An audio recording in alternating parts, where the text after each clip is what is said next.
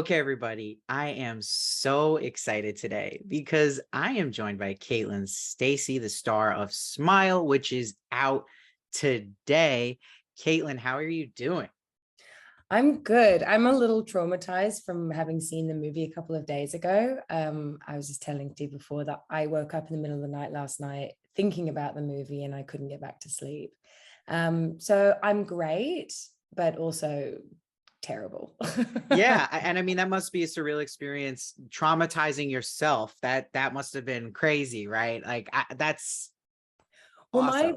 I just like I'm such a like sensitive person, like, and not in like a good way, like the 90s way when women were like, I want a guy who's sensitive. I'm just deeply like easily influenced.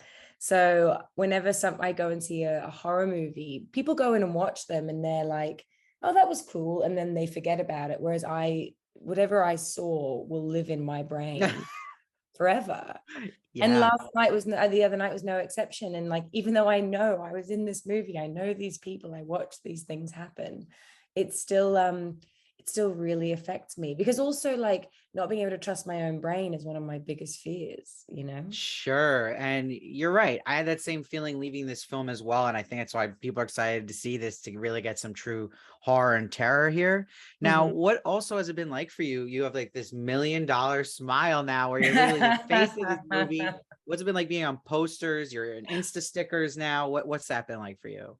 I don't know if someone would pay $1 million for a smile like that, but it's been really wild. It's been it's so funny, you know, because on the one hand it's surreal, but also like it almost doesn't feel like it is me. Like I kind of see them and I'm like, hey, hey, hey. But then I'm like, oh, I don't look like that every day. So I don't know. It's kind of been normalized for me in a sense. And people are sending me that, you know, that they say they can be too much of a good thing. Like I'm so deluged by the image of it that it's kind of you know, it's kind of lost its impact on me a bit, where I'm like, well, I deserve this. I deserve this facial. I love that answer. Yeah. And I totally get that. And it's interesting because it is so important that smile you pull off and it really being the face of this movie. What was the process like getting that smile down perfectly? Like, did you just stare in a mirror practicing it days on end? Like, how did you really know you had found it? Yeah, I mean, I was staying in this like hotel in New Jersey where we were shooting. And like the day before, I was like, how am I going to do this? Because, like Parker has said, if you're not careful, it can look really hokey. And like, I think that the perfect balance is something that is like uncannily evil and friendly and kind of funny at the same time, because there is this movie's got a lot of humor in it, and not just by virtue of people smiling. It's actually just very funny. And so it was just, yeah, me staring into a mirror, looking at myself and smiling until I went, okay, we're good, I'm done. I can't, this is horrible. It's making me feel nuts. And then, yeah, I got on set and Parker was like, all right, tilt your head a little bit forward, smile without your eyes, like widen the smile a bit. And then we ended up with that horrible image. No, and it comes off amazing. And it's impressive that you're able to smile in a New Jersey hotel as well. That's also Yeah. something to be Yeah. Does admired. anyone smile in New Jersey? I'm not sure. Now also it's crazy because you're only in a few scenes here, but they're so important and so impactful. So as an actress, how much pressure is that to come in and nail such big scenes like this? It was pretty scary. Yeah. I had the pleasure and the privilege of being a part of the short film Parker had made, which was sort of Mm. like a prequel to this feature. And so that short film was kind of, with the exception of like characters switching out, the scene was relatively similar, if not exactly the same. But so I had reference. I'd worked with Parker before. I had a feeling of what he wanted. But yeah, you know, I watch it back now and like I'm proud of myself and I'm proud of my work, but there are still things that I'm like, oh, I should have done this differently. I should have changed this a little bit. So there's always a lot of pressure, but it's actually great to only have, it's very rare to have a day dedicated to one scene because of the nature of film and TV. Now you have to shoot several scenes in a day if you're lucky. Usually you have to shoot about 7 or something. So I am really grateful that we got to do it more slowly like that. Yeah, and I think it's awesome too because people see in this opening scene it being with you and Sosie Bacon, who are both just powerhouse actresses. So what was that like working with her and you guys kind of getting on the same page there for that? Sosie's great. Sosie is so talented, and I think she like nails this film. I was so impressed watching her. And being on set with her is really pleasant. Like she's like super professional, but really friendly and not very precious. And just, yeah, all in all, like a very safe, very comfortable environment, which was great.